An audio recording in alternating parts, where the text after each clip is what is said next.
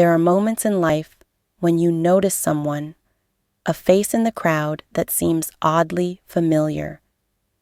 But what if that face started appearing too often? What if it felt like they were always one step ahead? This is my story, and I wish I could say it was just paranoia. I live alone in a quiet neighborhood. I work from home as a graphic designer, and most evenings, I escape to my favorite cafe. It's the kind of place where the hum of conversations makes you feel less alone. I loved it there, until I didn't. I remember the first time I stepped into that cafe. The air was thick with the rich scent of freshly brewed coffee. Dim lights cast a golden hue over the mismatched chairs and worn wooden tables. The chatter of friends mingled with the rhythmic hum of an old espresso machine. It was cozy, familiar, like a sanctuary from the loneliness of my apartment. The baristas knew my name, and I had my usual spot by the window, watching the world pass by. It was just another Tuesday when I first saw him. The door creaked open, and a gust of cold air followed him inside. He was mid-40s, with thinning hair and pale skin, his face partially obscured by the shadows of the dimly lit cafe. At first, I only noticed him because he hesitated, standing near the entrance longer than most, scanning the room like he was searching for someone. Then his eyes landed on me. It was brief, almost insignificant, but something about the way he looked at me made my stomach tighten. Still, I brushed it off. Just another person with a coffee and a phone. I didn't think much of it. But the next day, he was there again.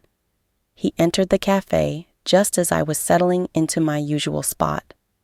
This time, I noticed he didn't hesitate by the door. He walked straight to the counter, ordered his drink, and then, instead of finding a random seat, he chose the table directly across from mine. He never looked directly at me, but I could feel his presence. Every so often, I would catch a glimpse of him from the corner of my eye. It was unsettling. The day after that, he returned. This time, he arrived before me. He was already seated when I walked in. I considered leaving, but that felt ridiculous. Why should I let a stranger intimidate me? Still, the tension lingered, gnawing at the edges of my comfort. It was impossible to ignore the way he seemed to always be within sight, always watching. And yet, I tried to convince myself it was nothing, just another coincidence. But deep down, I knew something wasn't right. I told myself it was a coincidence. People have routines, right? Just like me. But then I saw him at the grocery store. I was reaching for a carton of milk when I caught sight of him down the aisle. He wasn't shopping, just standing there, eyes fixed on me. My chest tightened, but I forced myself to stay calm. Maybe it was just another coincidence. The next day, I went for a jog at the park. The crisp morning air should have cleared my mind, but there he was again, sitting on a bench, pretending to read a newspaper. Except he wasn't turning any pages. I changed my route immediately, but the unease clung to me. Then, at the bookstore I like to browse on weekends, I felt it once more, the familiar sensation of being watched. I spotted him by the shelves, pretending to examine the books, yet his eyes were locked on me. Every time he lingered, just long enough for me to notice. Never approaching, just watching. My friends brushed it off, They said I was overthinking it. Maybe I was. But then the notes started showing up, slipped under my apartment door. You looked beautiful today. I hope you enjoyed your coffee. Each one more unsettling than the last. I called the police. They took a report, but without proof, there wasn't much they could do. I changed my locks and installed a security camera. But it didn't matter. The camera never caught anything. The notes just appeared. The fear became unbearable. I stopped going to the cafe. I changed my jogging route, even my grocery store. But no matter what I did, he was there, silent, smiling. Then one night, there was a knock at my door. Not loud, just deliberate. I checked the peephole. No one was there. But on the ground, there was a photo, a picture of me, taken earlier that day. That's when I knew. He wasn't just watching, he was following. I packed up and left the next morning. I changed my number, deleted my social media, and moved to a city hours away. For weeks, I felt safe. But then, one evening, as I sat at a new cafe, I felt it again, that prickling sensation. I looked up, and there he was, the stranger, still watching. My heart pounded as our eyes met. This time, I didn't look away. I forced myself to hold his gaze, hoping to shatter the fear that had consumed me. But he didn't flinch. Slowly, he smiled. A twisted, knowing smile. It was then I realized that running had done nothing. He wasn't just watching from the shadows. He was in control. I left the cafe that night, my hands trembling, the familiar fear settling back into my bones. I don't know how he found me. I don't know what he wants. But I do know one thing. He isn't finished, and no matter where I go, he will always be watching. But then something changed.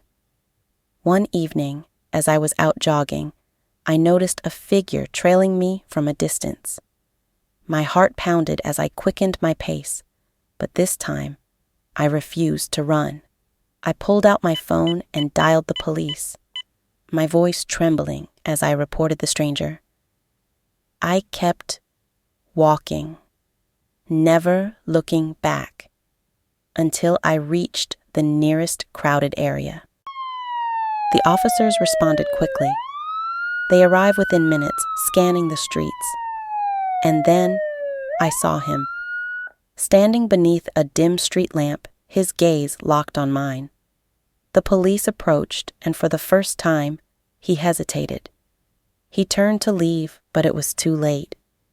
They stopped him, questioning him as I explained everything. The police were able to tie the notes and the photo to the stranger through a combination of my reports, surveillance footage, and forensic evidence.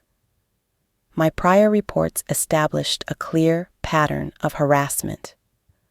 While the security camera at my apartment hadn't captured the act directly, nearby surveillance cameras might have shown the man in the vicinity around the time the notes were left. Additionally, fingerprints or other physical evidence from the notes and the photo could have been used to link him to the crime. With his history of harassment and previous restraining orders, this evidence was enough to justify his arrest. Since then, I've tried to reclaim my life. The fear still lingers, but I no longer live in constant dread. I've learned to trust my instincts, and most importantly, I know I'm not powerless. But even now, when I pass a darkened street or hear footsteps behind me, I can't help but glance over my shoulder. Because sometimes the shadows never truly fade. Some people say it's just paranoia. Others believe some obsessions can't be reasoned with. My story is a reminder that sometimes the worst monsters aren't from nightmares. They're the ones standing right behind you. Subscribe to Cursed Realms for more terrifying stories of real-life encounters. And remember, sometimes the scariest stories are the ones that are true.